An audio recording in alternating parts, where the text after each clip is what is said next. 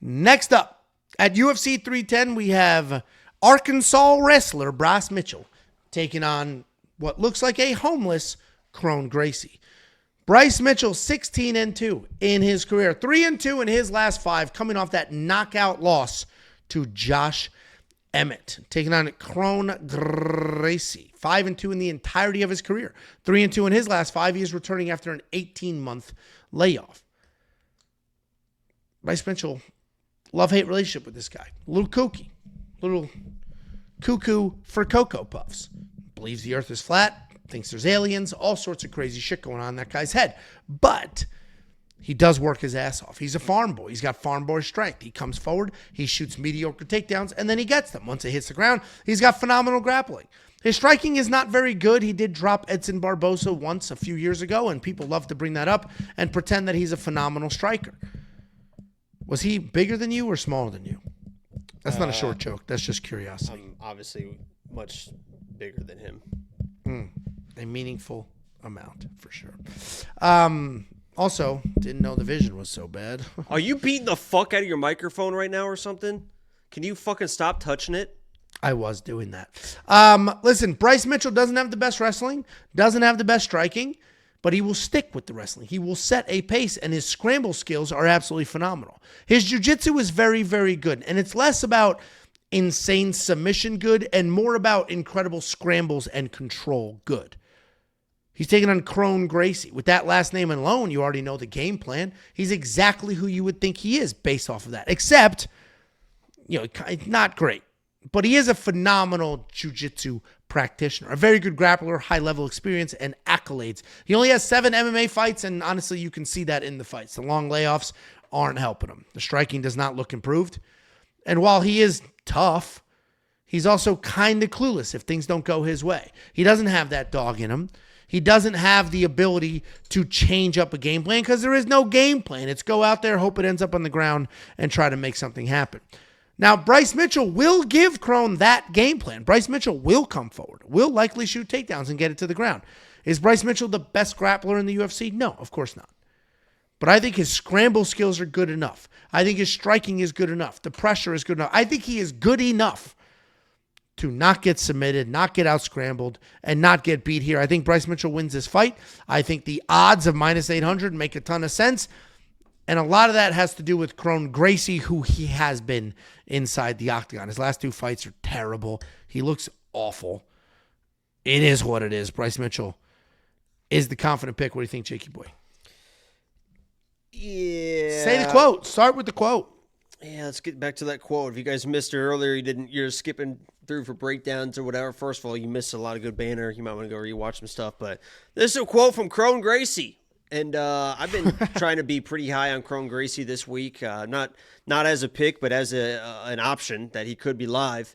And then Kron Gracie this week, he was asked about the placement of this fight being on the main card over some other people. And he basically said, it doesn't really bother him. You can see whatever it is. And then the final quote that he ended it with is, but I think that the placement of the fight is kind of not the most important thing. I don't care where I'm at on the card. Then he adds this little nugget. The sooner the better, really, talking about the placement on the card, the sooner the better, really, I get to go on with my life after that. So it's like, he's like fucking, this is just it's annoying that he has to show up and fucking throw on gloves and fight on the main card of a pay-per-view. It's like, Jesus Christ, Kron. Fucking hell. Because I try to make all the case in the world to be able to even pick him for this fight.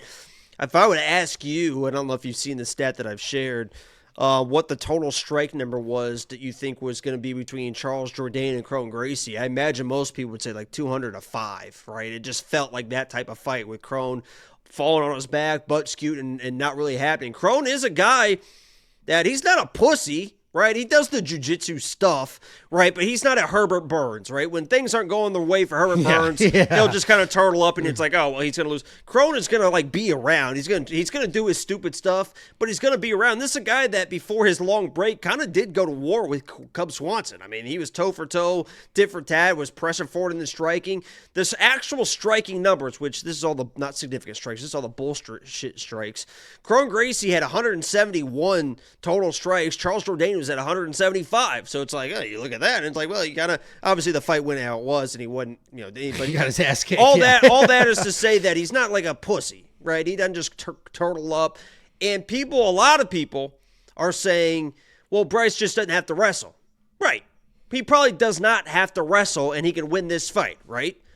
But you're trying to tell me that you trust the guy not to wrestle a Gracie when he's already said, like, I want to test Arkansas wrestling versus Gracie jiu-jitsu. I want to test the jiu-jitsu. It's like, all right, well, you want to fucking play that game.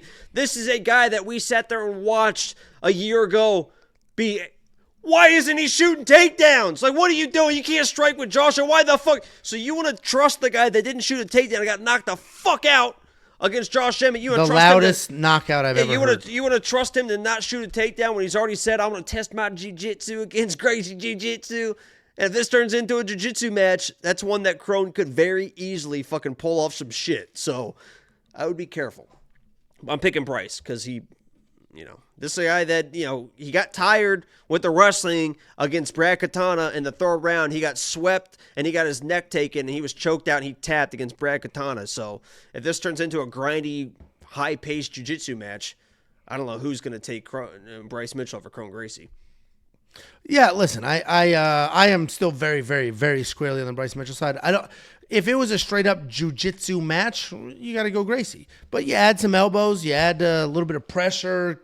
The fact that Kron Gracie hasn't been in a cage forever. I mean, so if you look at that Charles Jourdain fight, he had like 6 minutes of control or something. He was in the guard of Kron Gracie, but he was fucking postured up, elbows tucked. Yeah. He was, he knew I got to be very, very, and he was full defense. And anytime he felt anything, boom, he's getting out of there, right? So he was doing that.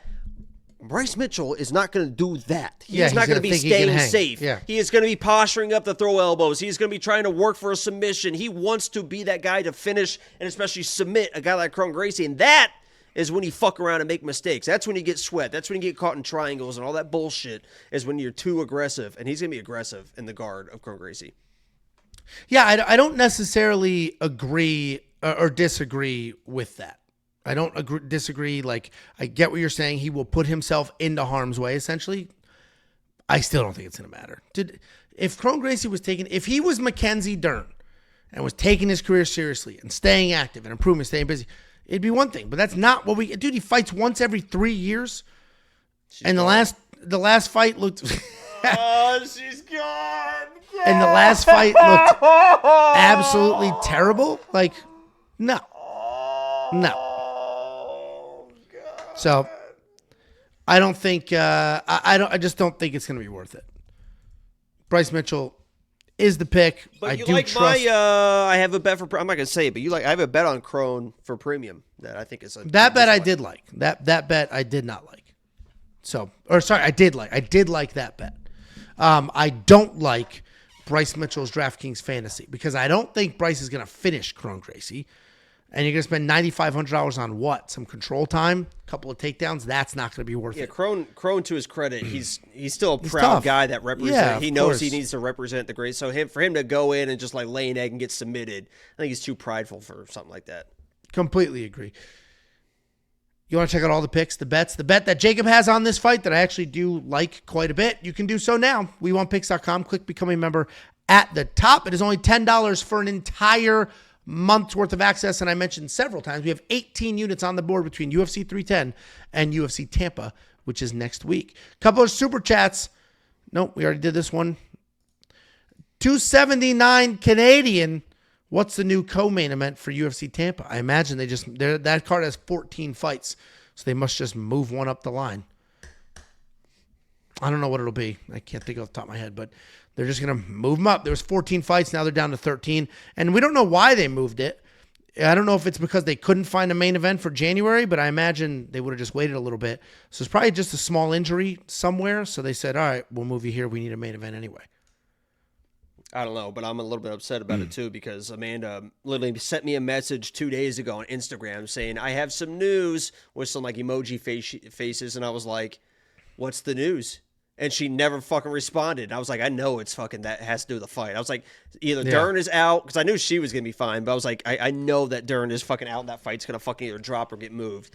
And then for the fucking 2 days, I was just waiting because she wasn't responding to my message. And then fucking here, the news drops today, and she's fucking gone. That does suck because you wouldn't be going to Tampa if she wasn't on that card. But it is what it is. You'll have. Yeah, I probably would have went to 310 instead. Yeah, we just got offered tickets to 310 too. Thanks, Amanda. Women, dude, women. They're all the same.